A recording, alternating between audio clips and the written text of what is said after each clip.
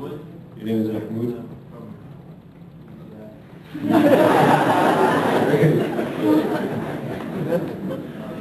you have an autobiography or a book?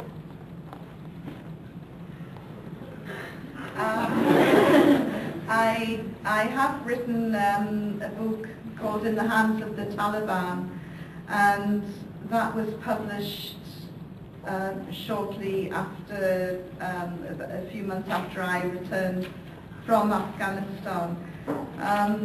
It needs updating, and I'm busy working on updating it, and so it will be republished hopefully in the next couple of months, inshallah.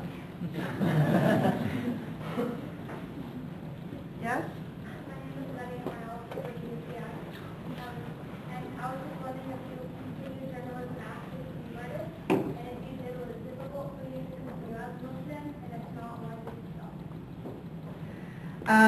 I still work as a journalist, and it's quite funny because I just sent a letter to a newspaper in Britain just 3 days ago because they wrote an article in which they referred to me as the former journalist. And I said to the editor, there seems to be some confusion here. I am still working as a journalist, but the confusion seems to have arisen the moment that I put on a hijab. I suddenly became a former journalist, and which is a nonsense. And again, it's this process by the media of being incapable of giving any credit to a Muslim woman. It really is quite shocking. But I still work as a journalist. I used to work as an undercover journalist. When I came out of Afghanistan, I was horrified to find my picture had been published on the front page of virtually every newspaper across Europe, and it made my job impossible then. But so what I then did, I reinvented myself and did humanitarian reports and covered wars and conflicts. So since then, you know, I've covered the areas and still continue to cover those areas, and have been through the killing fields of Iraq, Afghanistan, Palestine, Lebanon, as well as other areas, including up in Sri Lanka, where the fighting has been between government forces and the Tamil Tigers. So yes, I'm still working as a journalist, and at the moment I work as a political TV presenter as well. Hi, my name's Summer, and I'm taking a women's studies class, which is the reason why I'm here, how I was informed about this. We shortly talked about how post 9/11 the Western media was completely consumed with the subjugation of women in different Muslim countries, and how we need to get in there and we need to save Afghanistan, we need to save Iraq. And we were so concerned with the hijab and with the burqas, and how we need to help them escape that, and how Islamic women were not concerned with the hijab and with the burqa so much as several other feminist issues. And I was wondering which issues are most important, and what are the quarries that Islamic women have with the different Muslim cultures and the way that they are treated. Muslim women are no different to non-Muslim women. They have the same challenges, the same problems in the workplace, in the home, in expectations. But I would like to correct a few myths about places, say, like Iraq. I went to Iraq several times before the war started, and women played a prominent role in Iraqi society. In fact, the head of the English department in Baghdad University, the professor was a woman. Now that's predominantly a male reserve in Britain. A large number of women were at university in Iraq.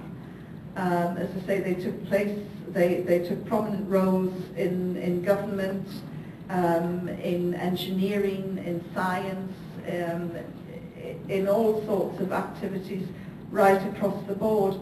Sadly, that's gone now.